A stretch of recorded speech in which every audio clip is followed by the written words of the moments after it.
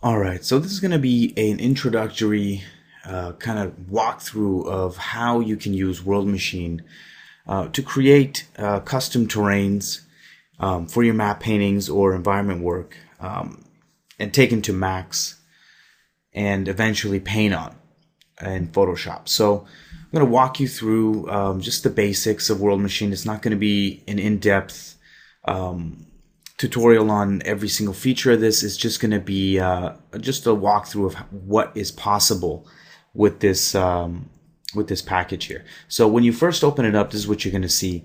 A bunch of boxes here that lets you know where things go. You see the first box here is the terrain creation. So this is where most of the inputs are going to start creating your terrain. You see a little preview window up here of what it looks like, and that preview window can be, you can rotate it, you can move the lighting inside of it to get to know the forms a little bit better. So that's where you're going to see all the previews, and you can see if you change things around, you'll see the preview there, and all the options. You can see it updated live in there. And this is where all the filters go. Filters are going to be things that change your terrain around. In this case, it's a terrace modifier, and what that does is you can see it adding kind of steps in the terrain, and the number of steps, and all these things are controllable. We'll walk through a few of the filters that we use for our terrain, but this is the general breakdown. You start with things and you plug in to create a terrain. You have filters that change it, and then you have your output, which you can either output your mesh or passes that you'll see later on to use in Max for our shaders. So let's open up our scene first and go through that. So you can see our node graph here has a lot more nodes than what we just saw we started with, but the same kind of breakdown where the green is pretty much your terrain creation, so anything that adds to the creation of the terrain. These blue ones are filters that change the terrain around, erosion here being in brown, which is a main feature of World Machine that creates more realistic terrains by adding in weathering and erosion. And then you have your output nodes at the end here outputting different passes. So let's walk through here and take a look at what we have. So we first start out with the advanced Perlin, and what that sets up is pretty much the overall look of your terrain. So we have here the feature scale. This is where you're going to add the scale of your terrain, whether it's hills, mountains, continents. You'll see the kilometer here, and you can move it around to exactly what you need. The other things here, basic parameters. You can start with the style here. You either want rigid, billowy, smooth, rigid. Like these things will give you different looks, and this is all going to be based on what you want out of it. So if you have an idea of the kind of terrain you're going for, if you have reference images, which we highly recommend you start with to kind of give you an idea of what your terrain will look like, it's always great to start tailoring these settings to look closer and closer to what you want the final output to be. You have elevation center, which brings the terrain up and down, and then steepness is the steepness of the slope that you want in there. And there's a ton more features here. You can create custom fractals here by adding more and more different features here. You know, mixing billowing with a sharp rigid, and then mix that with yet again a terrace. So tons and tons of features there for you. Now the biggest thing we use here is the layout generator. So once we have kind of a look and a noise and feeling and elevation of our terrain, we're going to start customizing it. And by double clicking it, it's going to go into the layout generator. What this is going to do is now allow me to create a custom shape for my mountains or terrain or whatever it is that I'm creating. And if you go into shape list here, you can see I've already created a few shapes here. One being a polygon here, line, another line, and another line. So the first polygon that's been drawn out, and you see here the shapes that you can draw it with. If you click the polygon shape, you can create custom shapes like that, and then you'll see your terrain rise in that exact shape. And if you go to your shape list, you can see polygon number 2. Select it and we'll get rid of it. So that's how you create custom shapes, and you can move these points around individually to get exactly the shape that you want. Now inside of that shape we have lines as well, and if we select line 1 and we go into our brush properties, you can see the effect here. You can either add to the terrain or take away from it. So extrude or extrude in or extrude out your terrain. In this case, the line is actually extruding out into the terrain, so it's going down to create a valley. If we were looking for a valley type, this is where it would be, and then it cuts out our shape into 2 separate mountain shapes as well from our polygon. You can control the opacity and the strength of that effect. You can control a fall off. All kinds of different settings here to get the exact look that you want. So very powerful stuff, and it requires a lot of trial and error and playing around to get it exactly the way you want. But this is a very powerful feature, and it creates this setting inside of your advanced Perlin. So to combine these two, we need a node called a combiner, and you're going to find these under the devices. There's generators here, which creates Perlin noise. Anything that creates or generates your terrain. These are your outputs that we'll get into later, and then combiners. So you can say combiner, and what that does is pretty much plugs in A and B, and you can double click on it to see the properties, and you see the strength value. You can increase the strength from A to B depending on what you want to show up more of. So a nice mix of that. Then we have here another node called the bias gain, and the bias gain pretty much is a node that increases the contrast. So if these terrains are built on height maps and values of white to black, all kinds of values, what the bias gain is going to do is start pushing and pulling those values, almost if you can imagine a curves adjustment layer in Photoshop or levels. This is making it contrastier, and you can see that it's increasing steepness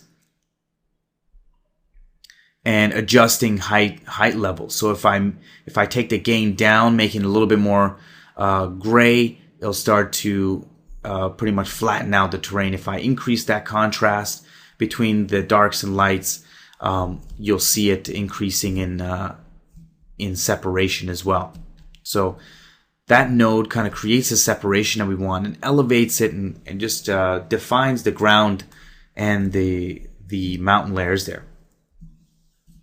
The next node we're going to create in here, so we see the progress, and if you go down the line, you're going to see what it is. So if we want to add a little bit more noise, a little bit more detail to it, we can add, again, a devices, generators, Perlin noise here. And that's all this is. And if you double click it, you'll see what it's doing. So you can create, again, noise, whether you're changing the scale of it, depending on what kind of noise you want, the noise type, standard, again, rigid, billowy, whatever the look that you're going for, you can plug that in, play around with these settings. And now what that's going to do is now we're going to use another combiner to combine all of this stuff that we have already, and add a little bit more detail from the Perlin noise. So when that mixed together, you now have the Perlin noise affecting whatever we had before. You see a little bit more noise. It's gotten rid of our bias gain because now it's mixing together. And if we take a look at it, it's 50%, so half and half. If we increased one to another, you see it disappearing, and one going completely towards the purlin noise. So our elevation is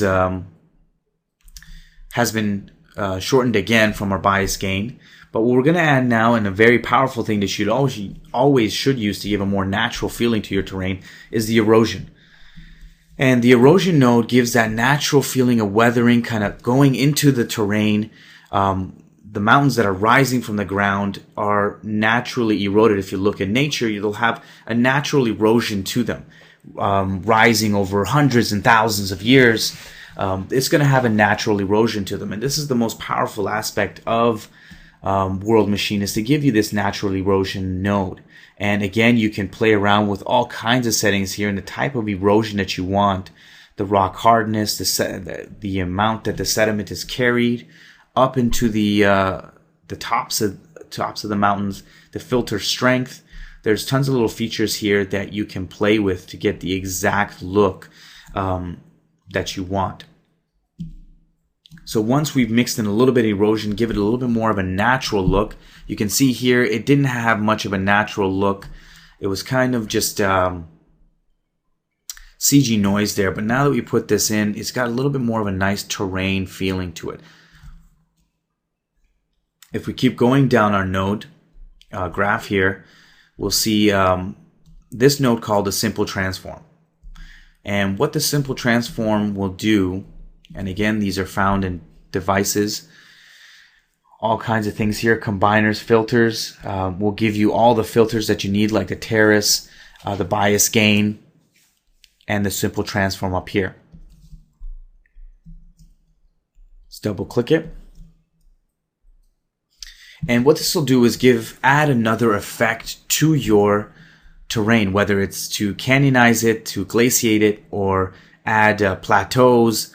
And playing around with those things, you can see what kind of effects each of them will have to your terrain. Again, adding a little bit more breakup and believability by adding more and more filters to give it the natural look and the look that we want from our reference photos. Again, we're always looking at a reference and trying to get it as close to that. Now, these filters and erosion and bias and gains, all these things are going to try to get us closer to our reference image. So it's very important that if you're trying to get a specific look of a geological location or of a mountainscape or something like that, that you have the reference up and you're trying to match it very closely to that. If this is, you can even create otherworldly terrains. Let's say it's a different planet that has alien shapes. Well, this is great because you'll get a lot of different transforms and filters to give you a little bit more of an alien feel and less of a natural world feel that we would have. And then through your texturing process in Max, you can really push it to the realism, but you can get some really interesting shapes happening just through these filters. So we've added a little bit of a canyonizing and glaciating effect to give us just a little bit more of a variation, bringing it. You can see from before it was flattened out. Now we're giving it a little bit more depth and raising the peaks of the mountains and giving it a little bit more of a canyon feel as well.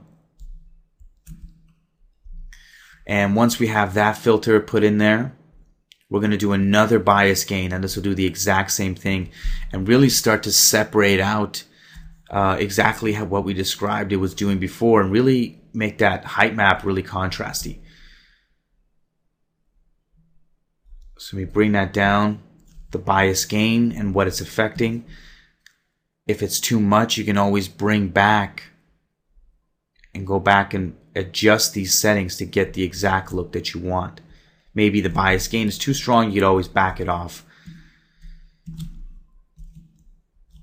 And going further down the tree, adding a little bit more of a purlin noise. Again, this is a steady process of getting a look, and maybe it starts, this purlin noise that we plugged in here started, fading out a little bit. It's not affecting our terrain as much as it should anymore. We can always reintroduce another one and bring back some of that finer detail that will add scale and believability through just deformations in the geometry. And again, if you double click it, you'll see this the settings window pop up here for it. And again, depending on the type of noise, the scale of noise, and the noise type that you want, you can adjust these settings to get exactly the look that you want. If I was going for a billowy look, you can see it gives me a totally different look than the standard.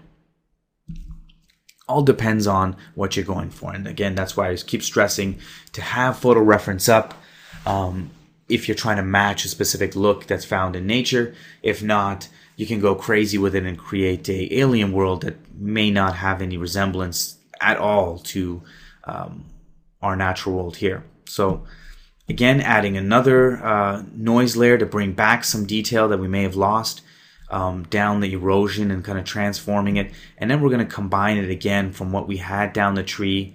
And think of this, if you work in Nuke, almost like a merge node, and A and B, you plug it into the primary inputs here, and then the output gets connected to the side here. It's important to note also that these nodes always connect to the primary input, and you see the output field here. So the input of our filters go into the output of whatever's before it. The erosion will go into the output of the combiner. So it kind of keeps plugging into it. And if you look at the erosion node, it has other kind of inputs here that you can output a flow map or a height field out of these things. If you need to use it in programs like ZBrush or any other terrain generation tools, there's tons of little things that you can output here or plug into to control every single aspect of these of that node. Also in the Perlin noise, you can change other options as well by plugging in masks, let's say, or Photoshop black and white masks that will drive the look of all these things. All of these things, tons of control and areas where you can change almost limitless here. So we're in our combiner, we combine the two, and then we're going to output it out. So now that we're at the end of it and we're kind of happy with the look that we've gotten, whether this is the look or not is up to you. We've settled on this look here.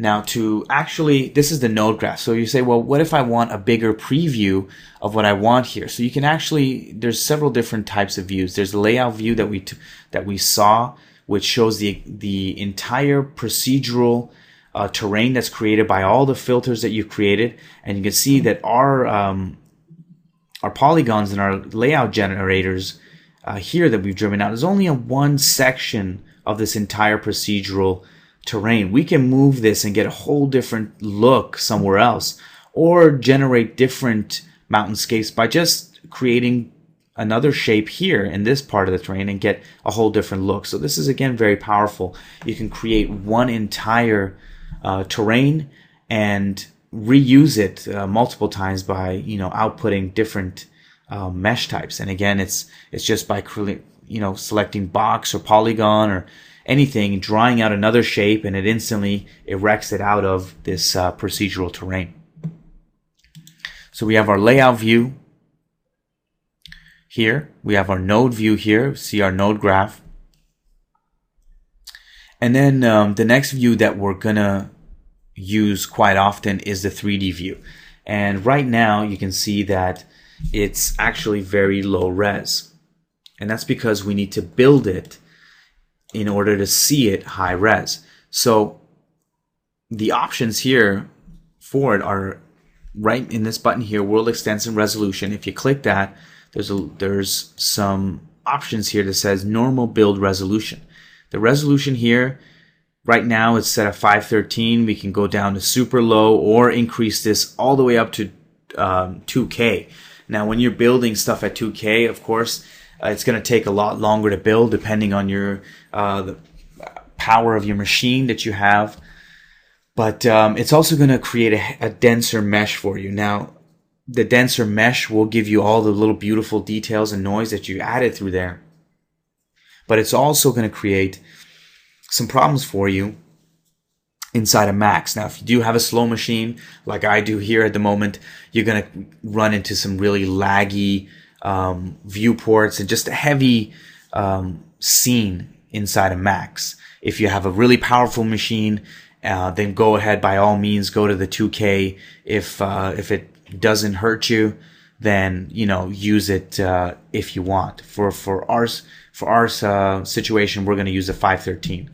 And when you click OK, this green button here is going to build your terrain. So what it's doing now is going through every single one of the filters and nodes that we have, and you see here state. It says building, built, built, built, and it'll give you a progress report of what it's doing. Now, if you had a powerful machine, it'd run right through it without, you know, this will take a split second to run through. And once it does, it'll give you the information, you know, how much memory you used and all that stuff, and it'll tell you that it's been built successfully. And you'll see how it just up-resed our terrain from what it was. And now we see a lot more details. We can move around this bad boy and take a look at it exactly the way we built it. And we go back to the node preview and we change something, we're going to have to build this again because things have changed. So that's how you preview it. And this will be, you know, you'll go back and forth between these windows, you know, creating your terrain's layout here, modifying it in your node graph here with filters and terrain generators, the green nodes, and then previewing your terrain. Now, if you see that it's totally changed, because if you select, depending on what level you're at, it'll build to what node you've selected. Now, if I go to the end of my node graph here, you'll see the way it was at the end. So that's another handy thing to remember as well. Now let's take a look at some of the outputs here, because the outputs are very powerful. And this is what we're going to be using mostly for inside of Max to create, to modify our terrain and for shading and things like that. So one powerful node here to output is the select slope. Now you can take a look at these as well. In the output field, you see the height output, bitmap output. This will be to create something in ZBrush, maybe using a height output map to recreate it. Bitmap output is exactly that. It's just a file of JPEGs, TIFFs, TGAs, whatever you want, mesh output, and an overlay view that you will jump into in a second to see exactly what that's about. So selectors here is where we get the select slope, and you can do a select height, slope, angle. And these things, what they do is it'll select the slope and you plug it into the output of your combiner. And you'll see up here now, and if we go into our 3D view, you'll see what it's doing. And this is an orthographic view. This is a top down of our terrain, and it's highlighted the slopes. So if we took a look at the 3D, the layout of it, you'll see the slope angles are darker, and the hilltops are darker and the slopes are lighter, depending on what you select. And if you double click it, you can see that you can adjust these. And if you look at the preview window, the contrast of them, the degree of the slope, and all of that can be selected. Now this is powerful because you can use these passes. If we output this select slope, and you can see the height output here that we got from the output's height output, what that's going to do, if you double click it, it's going to say, how do you want me to write this file out, this select slope that you just selected? And we select a TIFF 16-bit to get all the nice values in there, and you select your output location and it will write that out. Now how do we use this? We'll use it inside of Max to drive our texture. Say we wanted vegetation to appear only on the tops and not on the sloping mountainscape. Well, now we have a mask here that will drive that texture to only appear where you want it exactly. And you can see how powerful it is. That's just one use for it off the top of my head. There's tons of other uses you can use that for inside of Max in your 3D package. So that's just one that we use regularly and we output regularly. Basic coverage is another one, and that's great as well. Now, macros are different from any devices that we've taken a look at here. If you go down to devices, macro from library, you'll see where it actually exists. Basic coverage right here under surface maps, basic coverage or coverage library. They do different kinds of things. If you double click it, you'll see what it does. And what it's doing is separating out your sand, rock, vegetation, and erosion into different colors. Now, this is the basic one. The way it comes out, the way we use it is we'll actually change the color of this. And before we do that, to actually view what it's doing, because right now if you took a look at it, it's flat, again, orthographic. If you wanted to see what it's actually doing on your terrain, what you use is the devices, outputs, overlay view node. And that's what this is right here. And the overlay view node, what that does is takes whatever the macro is, or the select slope, or whatever it is that you want to see that's in orthographic mode, and applies it on your terrain. So imagine it actually applying a texture that you've had here, the orthographic, over top of your terrain. So if you go into overlay view, you can now see what that is doing.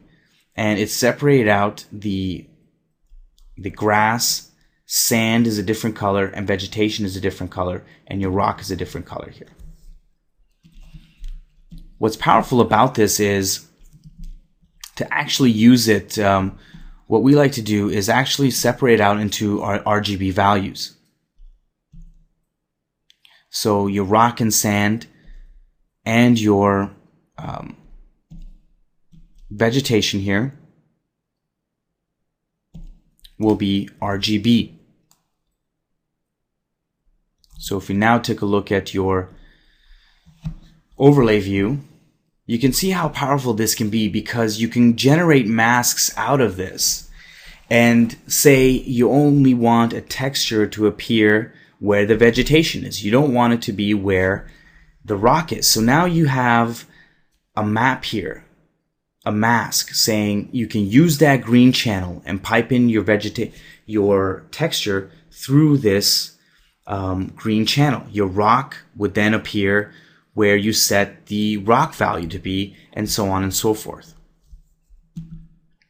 Our sand is red, our rock is blue, our vegetation is green. So you can use these RGB values, easily mask it out, and create custom maps. You can bring it into Photoshop, and through the channels, grab the masks and separate them out, and then pipe them into your max file, as we'll see a little bit later on. So very powerful macro here. And to actually, this is to view it on top of your geometry. To output it, again, we're going to use a bitmap output. And you can specify what type you want, 16-bit TIFF, and write it out to disk. And then last but not least is your mesh output. And you're going to want to output the mesh to be able to use any of this stuff. And if you double click it, you're going to see here regular mesh triangulation. You can use export using quads. OBJ format we use best, and then write output to disk and your location there to where you want to output it, and it's there as your OBJ file. So that's a quick rundown of how you can use World Machine. Again, this is not an in-depth tutorial, but this will give you enough to play around with. Open up some of these settings, play around with the different kinds of filters and noise, Perlin noise, and try to, match a reference image first to get the handle of things. And it's just a matter of trial and error, putting things in and seeing what it does. This thing it's not a plug-in and get the exact look. It usually takes a little while to get the look that we want. It's not a plug and play, and no one's an expert in putting in the exact filters and noise to get the look right away. It's a lot of back and forth, trialing, trying things out. Sometimes they don't work, sometimes they do, but a lot of back and forth that goes around.